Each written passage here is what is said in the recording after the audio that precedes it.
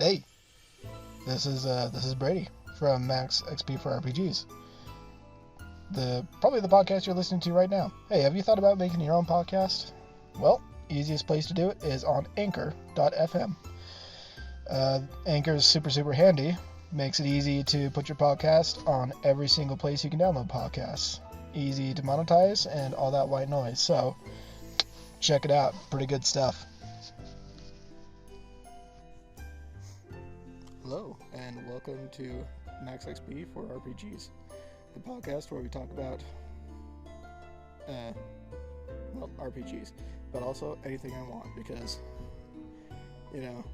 I'm just doing this for fun. So, what am I up to? What am I playing? I am still doing the school thing, and it is beating the crap out of me, but you know what?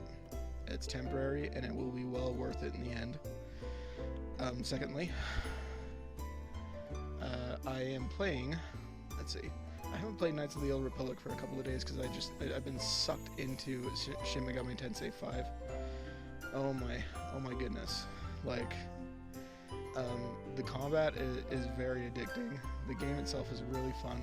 I don't feel like I've really gotten into anywhere that's like, it's kind of broad and open. I mean, I got to an area where I literally got lost.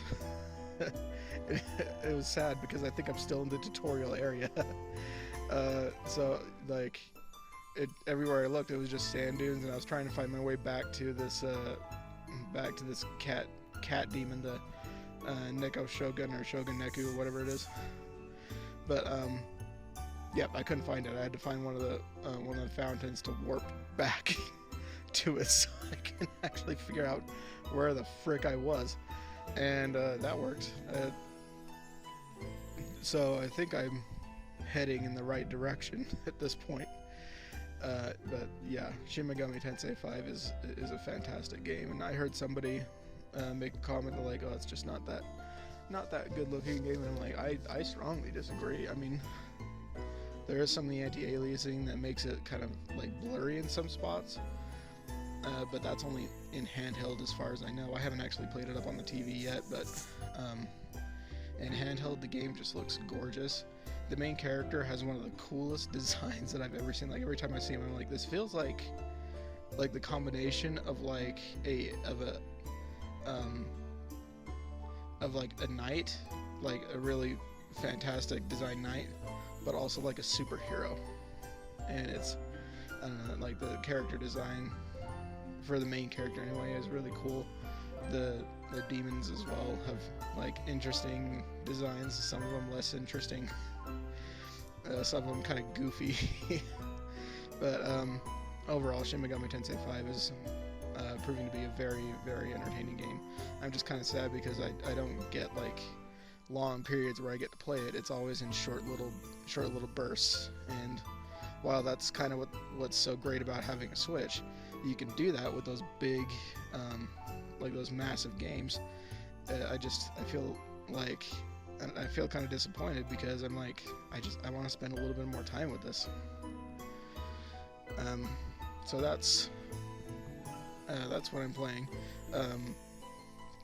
I wanted to get a little thought out there. When Tales of Arise released, and for those who haven't played Tales of Arise, it is actually pretty dang good.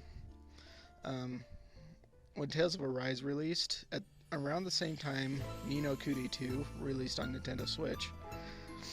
And when I played Ni no Kuni 2, I was like, this is literally like, at least in terms of the combat, almost a direct answer, or almost the way of Bandai Namco be like, well, we can't quite get Tales of Arise on Switch now, but Ni no Kuni 2 has a very similar combat, so let's just put that out at the same time. Maybe it'll kind of fill the void while we work on it. And the official statement from Bandai Namco was, we have no plans to port Tales of Arise to Switch. They said the same thing about God Eater 3, and now we have God Eater 3 on the Switch. I'm pretty sure they said the same thing about Ni no Kuni 2 when that released, and that's on the Switch. The thing is, like, Bandai Namco, I think every time they release one of their big titles, like they want to put it on every console because they want as much exposure as possible, but the period between when they're developing it to like, and given they've been developing Ni no Kuni 2 long before the Switch was announced, so having to kind of go back and then do their tweaks and stuff and make sure it works properly on the console. They've had to do that with God Eater 3, Ni no Kuni, and many other titles. I think we're going to get the same thing with Tales of Arise. That's just my speculation, but it runs on Unreal Engine 4, and Unreal Engine 4 runs remarkably well on the Switch. Obviously, there has to be some scaling, but the nice thing about Unreal Engine 4 is it scales directly to the specs that you're targeting. So, and that's why Fortnite works on every single console, because Unreal Engine 4 and 5 are built specifically to scale, depending on what the targeted console is, which makes it like one of the best tools. That's why almost every developer is using it now, including Square Enix, the aforementioned Bandai Namco, many others. There are so many that are using Unreal Engine, specifically because it scales to every console. So, with that being said, I think we're going to see Tales of Arise in about like a year or so, and that's just me speculating, but I think it's awesome to speculate. I just think it would be, I think that would be cool. Don't quote me on it because I don't know.